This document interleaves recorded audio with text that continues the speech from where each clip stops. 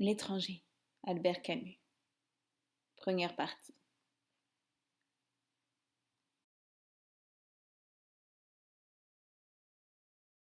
J'ai bien travaillé toute la semaine.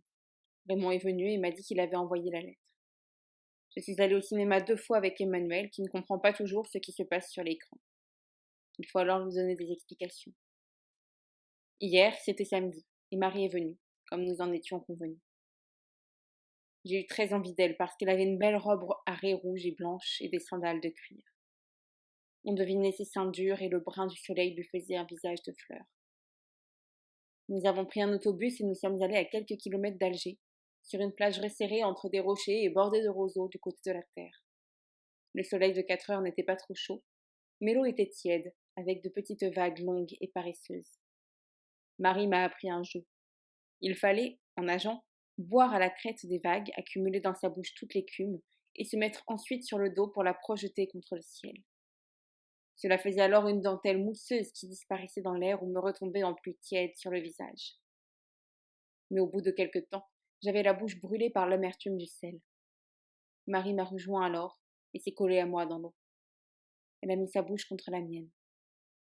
Sa langue rafraîchissait mes lèvres et nous sommes roulés dans les vagues pendant un moment. Quand nous nous sommes rhabillés sur la plage, Marie me regardait avec des yeux brillants. Je l'ai embrassée. À partir de ce moment, nous n'avons plus parlé. Je l'ai tenue contre moi et nous avons été pressés de trouver un autobus, de rentrer, d'aller chez moi et de nous jeter sur mon lit. J'avais laissé ma fenêtre ouverte et c'était bon de sentir la nuit d'été couler sur nos corps bruns. Ce matin, Marie est restée et je lui ai dit que nous déjeunerions ensemble. Je suis descendue pour acheter de la viande. En remontant, j'ai entendu une voix de femme dans la chambre de Raymond. Un peu après, le vieux Salamano a grondé son chien. Nous avons entendu un bruit de semelles et de griffes sur les marches en bois de l'escalier, et puis salaud, charogne! Ils sont sortis dans la rue. J'ai raconté à Marie l'histoire du vieux et elle a ri. Elle avait un de mes pyjamas dont elle avait retroussé les manches. Quand elle a ri, j'ai eu encore envie d'elle. Un moment après, elle m'a demandé si je l'aimais. Je lui ai répondu que cela ne voulait rien dire, mais qu'il me semblait que non. Elle a eu l'air triste. Mais en préparant le déjeuner, et à propos de rien, elle a encore ri de telle façon que je l'ai embrassée. C'est à ce moment que les bruits d'une dispute ont éclaté chez Raymond. On a d'abord entendu une voix aiguë de femme, et puis Raymond qui disait tu m'as manqué, je vais t'apprendre à me manquer. Quelques bruits sourds et la femme a hurlé. Mais de si terrible façon qu'immédiatement le palier s'est empli de monde. Marie et moi nous sommes sortis aussi. La femme criait toujours et Raymond frappait toujours. Marie m'a dit que c'était terrible, et je n'ai rien répondu. Elle m'a demandé d'aller chercher un agent, mais je lui ai dit que je n'aimais pas les agents. Pourtant, il en est arrivé un avec le locataire du deuxième, qui est plombier. Il a frappé à la porte et on n'a plus rien entendu. Il a frappé plus fort, et au bout d'un moment, la femme a pleuré et Raymond a ouvert. Il avait une cigarette à la bouche et l'air doucereux. La fille s'est précipitée à la porte et a déclaré à l'agent que Raymond l'a fait frapper. Ton nom, a dit l'agent. Raymond a répondu. Enlève ta cigarette de la bouche quand tu me parles, a dit l'agent. Raymond a hésité, m'a regardé et a tiré sur sa cigarette. À ce moment, l'agent l'a giflé à toute volée d'une claque épaisse et lourde, en pleine joue. La cigarette est tombée quelques mètres plus loin. Raymond a changé de visage, mais il n'a rien dit sur le moment, et puis il a demandé d'une voix humble s'il pouvait ramasser son mégot. L'agent a déclaré qu'il le pouvait, et il a ajouté et la prochaine fois, tu sauras qu'un agent n'est pas un guignol. Pendant ce temps, la fille pleurait et elle a répété il m'a tapé, c'est un maquereau. Monsieur l'agent, a demandé alors Raymond. C'est dans la loi, ça, de dire maquereau à un homme. Mais l'agent lui a ordonné de fermer sa gueule. Raymond s'est alors retourné vers la fille et lui a dit attends, petite, on se retrouvera. L'agent lui a dit de fermer ça, que la fille devait partir et lui rester dans sa chambre en attendant d'être convoqué au commissariat. Il a ajouté que Raymond devrait avoir honte d'être sourd au point de trembler comme il le faisait. À ce moment, Raymond lui a expliqué je ne suis pas sourd, monsieur l'agent. Seulement, je suis là, devant vous, et je tremble, forcé. Il a fermé sa porte et tout le monde est parti. Marie et moi avons fini de préparer le déjeuner, mais elle n'avait pas faim. J'ai presque tout mangé. Elle est partie à 1 heure et j'ai dormi un peu. Vers 3 heures, on a frappé à ma porte et Raymond est entré. Je suis restée couchée. Il s'est assis sur le bord de mon lit. Il est resté un moment sans parler et je lui ai demandé comment son affaire s'était passée. Il m'a raconté qu'il avait fait ce qu'il voulait, mais qu'elle lui avait donné une gifle et qu'alors il l'avait battue. Pour le reste, je l'avais vu. Je lui ai dit qu'il me semblait que maintenant elle était punie et qu'il devait être content. C'était aussi son avis, et il a observé que l'agent avait beau faire, il ne changerait rien au coup qu'elle avait reçu. Il a ajouté qu'il connaissait bien les agents et qu'il savait comment il fallait s'y prendre avec eux. Il m'a demandé alors si j'avais attendu qu'il réponde à la gifle de l'agent. J'ai répondu que je n'attendais rien du tout et que d'ailleurs je n'aimais pas les agents. Raymond a eu l'air très content. Il m'a demandé si je voulais sortir avec lui. Je me suis levée et j'ai commencé à me peigner. Il m'a dit qu'il fallait que je lui serve de témoin. Moi, cela m'était égal, mais je ne savais pas ce que je devais dire. Selon Raymond, il suffisait de déclarer que la fille lui avait manqué. J'ai accepté de lui servir de témoin. Nous sommes sortis et Raymond m'a offert une fine. Puis il a voulu faire une partie de billard et j'ai perdu de justesse. Il voulait aller ensuite au bordel, mais je dis non parce que je n'aime pas ça. Alors nous sommes rentrés doucement et il me disait combien il était content d'avoir réussi à punir sa maîtresse. Je le trouvais très gentil avec moi et j'ai pensé que c'était un bon moment. De loin, j'ai aperçu sur le pas de la porte le vieux Salamano qui avait l'air agité. Quand nous nous sommes rapprochés, j'ai vu qu'il n'avait pas son chien. Il regardait de tous les côtés, tournait sur lui-même, tentait de percer le noir du couloir, marmonnait des mots sans suite, et recommençait à fouiller la rue de ses petits yeux rouges. Quand Raymond lui a demandé ce qu'il avait, il n'a pas répondu tout de suite. J'ai vaguement entendu qu'il murmurait « Salaud, charogne !» et il continuait à s'agiter. Je lui ai demandé où était son chien. Il m'a répondu brusquement qu'il était parti. Et puis tout à coup, il a parlé avec volubilité. Je l'ai emmené au champ de manœuvre, comme d'habitude. Il y avait du monde autour des baraques foraines. Je me suis arrêtée pour regarder le roi de l'évasion. Et quand j'ai voulu repartir, il n'était plus là. Bien sûr, il y a longtemps que je voulais lui acheter un collier, moins grand, mais je n'aurais jamais cru que cette charogne pourrait partir comme ça. Raymond lui a expliqué alors que le chien avait pu s'égarer et qu'il allait revenir. Il lui a cité des exemples de chiens qui avaient fait des dizaines de kilomètres pour retrouver leur maître. Malgré cela, le vieux a eu l'air plus agité. Mais ils me le prendront, vous comprenez? Si encore quelqu'un le recueillit, mais ce n'est pas possible. Il dégoûte tout le monde avec ses croûtes. Les agents le prendront, c'est sûr. Je lui ai dit alors qu'il devait aller à la fourrière et qu'on le lui rendrait moyennant le paiement de quelques droits. Il m'a demandé si ses droits étaient élevés. Je ne savais pas. Alors il s'est mis en colère. Donnez de l'argent pour cette charogne. Ah, je peux bien crever. Et il s'est mis à l'insulter. Raymond a ri et a pénétré dans la maison. Je l'ai suivi et nous nous sommes quittés sur le palier de l'étage. Un moment après, j'ai entendu le pas du vieux et il a frappé à ma porte. Quand j'ai ouvert, il est resté un moment sur le seuil et il m'a dit « Excusez-moi, excusez-moi ». Je l'ai invité à entrer, mais il n'a pas voulu. Il regardait la pointe de ses souliers et ses mains croûteuses tremblaient. Sans me faire face, il m'a demandé « Ils ne vont pas me le prendre, dites, monsieur Morceau. Ils vont me le rendre. Qu'est-ce que je vais devenir ?» Je lui ai dit que la fourrière gardait les chiens 3 jours à la disposition de leur propriétaire et qu'ensuite elle en faisait ce que bon lui semblait. Il m'a regardé en silence, puis il m'a dit « Bonsoir ». Il a fermé sa porte et je l'ai entendu aller et venir. Son lit a craqué, et au bizarre petit bruit qui a traversé la cloison, j'ai compris qu'il pleurait.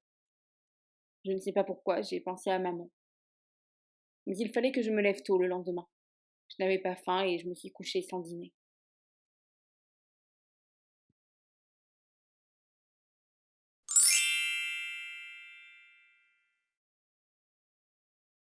Raymond m'a téléphoné au bureau. Il m'a dit qu'un de ses amis, il lui avait parlé de moi, m'invitait à passer la journée de dimanche dans son cabanon, près d'Alger. J'ai répondu que je le voulais bien, mais que j'avais promis ma journée à une amie. Raymond m'a tout de suite déclaré qu'il l'invitait aussi. La femme de son ami serait très contente de ne pas être seule au milieu d'un groupe d'hommes. J'ai voulu raccrocher tout de suite parce que je sais que le patron n'aime pas qu'on nous téléphone de la ville. Mais Raymond m'a demandé d'attendre et il m'a dit qu'il aurait pu me transmettre cette invitation le soir, mais qu'il voulait m'avertir d'autre chose. Il avait été suivi toute la journée par un groupe d'Arabes parmi lesquels se trouvait le frère de son ancienne maîtresse. Si tu le vois près de la maison ce soir en rentrant, avertis-moi. J'ai dit que c'était entendu. Peu après, le patron m'a fait appeler, et sur le moment j'ai été ennuyée parce que j'ai pensé qu'il allait me dire de moins téléphoner et de mieux travailler. Ce n'était pas cela du tout. Il m'a déclaré qu'il allait me parler d'un projet encore très vague. Il voulait seulement avoir mon avis sur la question. Il avait l'intention d'installer un bureau à Paris qui traiterait ses affaires sur la place et directement avec les grandes compagnies. Et il voulait savoir si j'étais disposée à y aller. Cela me permettrait de vivre à Paris et aussi de voyager une partie de l'année. Vous êtes jeune, et il me semble que c'est une vie qui doit vous plaire. J'ai dit que oui, que dans le fond cela m'était égal. Il m'a demandé alors si je n'étais pas intéressée par un changement de vie. J'ai répondu qu'on ne changeait jamais de vie, qu'en tout cas toute se valait, et que la mienne ici ne me déplaisait pas du tout. Il a eu l'air mécontent, m'a dit que je répondais toujours à côté, que je n'avais pas d'ambition, et que cela était désastreux dans les affaires. Je suis retournée travailler alors. J'aurais préféré ne pas le mécontenter, mais je ne voyais pas de raison pour changer ma vie. En y réfléchissant bien, je n'étais pas malheureux. Quand j'étais étudiant, j'avais beaucoup d'ambitions de ce genre. Mais quand j'ai dû abandonner mes études, j'ai très vite compris que tout cela était sans importance réelle. Le soir, Marie est venue me chercher et m'a demandé si je voulais me marier avec elle. J'ai dit que cela m'était égal et que nous pourrions le faire si elle le voulait. Elle a voulu savoir alors si je l'aimais. J'ai répondu, comme je l'avais déjà fait une fois, que cela ne signifiait rien, mais que sans doute je ne l'aimais pas. Pourquoi m'épouser alors a-t-elle dit. Je lui ai expliqué que cela n'avait aucune importance et que si elle le désirait, nous pouvions nous marier. D'ailleurs, c'était elle qui me le demandait, et moi je me contentais de dire oui. Elle a observé alors que le mariage était une chose grave. J'ai répondu non. Elle s'est tue un moment et elle m'a regardé en silence. Puis elle a parlé. Elle voulait simplement savoir si j'aurais accepté la même proposition venant d'une autre femme, à qui je serais attachée de la même façon. J'ai dit naturellement. Et elle s'est demandé alors si elle m'aimait. Et moi, je ne pouvais rien savoir sur ce point. Après un autre moment de silence, elle a murmuré que j'étais bizarre, qu'elle m'aimait sans doute à cause de cela, mais que peut-être un jour, je la dégoûterais pour les mêmes raisons. Comme je me taisais, n'ayant rien à rajouter, elle m'a pris le bras en souriant et a déclaré qu'elle voulait se marier avec moi. J'ai répondu que nous le ferions dès qu'elle le voudrait. Je lui ai parlé alors de la proposition du patron, et Marie m'a dit qu'elle aimerait connaître Paris. Je lui ai appris que j'y avais vécu dans un temps, et elle m'a demandé comment c'était. Je lui ai dit, c'est sale, il y a des pigeons et des cours noirs, les gens ont la peau blanche. Puis nous avons marché et traversé la ville par ses grandes rues. Les femmes étaient belles, et j'ai demandé à Marie si elle le remarquait. Elle m'a dit que oui, et qu'elle le comprenait. Pendant un moment, nous n'avons plus parlé. Je voulais cependant qu'elle reste avec moi, et je lui ai dit que nous pouvions dîner ensemble chez Céleste. Elle en avait bien envie, mais elle avait à faire. Nous étions près de chez moi, et je lui ai dit au revoir. Elle m'a regardée. Tu ne veux pas savoir ce que j'ai à faire? Je voulais bien le savoir, mais je n'y avais pas pensé, et c'est ce qu'elle avait l'air de me reprocher. Alors, devant mon air emparé, elle a encore ri et elle a eu vers moi un mouvement de tout le corps pour me tendre sa bouche. J'ai dîné chez Céleste. J'avais déjà commencé à manger lorsqu'il est entré une bizarre petite femme qui m'a demandé si elle pouvait s'asseoir à ma table. Naturellement, elle le pouvait. Elle avait les gestes saccadés et des yeux brillants dans une petite figure de pomme. Elle s'est débarrassée de sa jaquette, s'est assise et a consulté fiévreusement la carte. Elle a appelé Céleste et a commandé immédiatement tous ses plats d'une voix à la fois précise et précipitée. En attendant les hors-d'œuvre, elle a ouvert son sac et en a sorti un petit carré de papier et un crayon, a fait d'avance l'addition puis a tiré d'un gousset, augmenté du pourboire, la somme exacte qu'elle a placée devant elle. À ce moment, on lui a apporté des hors-d'œuvre qu'elle a engloutis à toute vitesse. En attendant le plat suivant, elle a encore sorti de son sac un crayon bleu et un magazine qui donnait les programmes radiophoniques de la semaine. Avec beaucoup de soin, elle a coché une à une presque toutes les émissions. Comme le magazine avait une douzaine de pages, elle a continué ce travail méticuleusement pendant tout le repas. J'avais déjà fini qu'elle cochait encore avec la même application. Puis elle s'est levée, a remis sa jaquette avec les mêmes gestes précis d'automate, et elle est partie.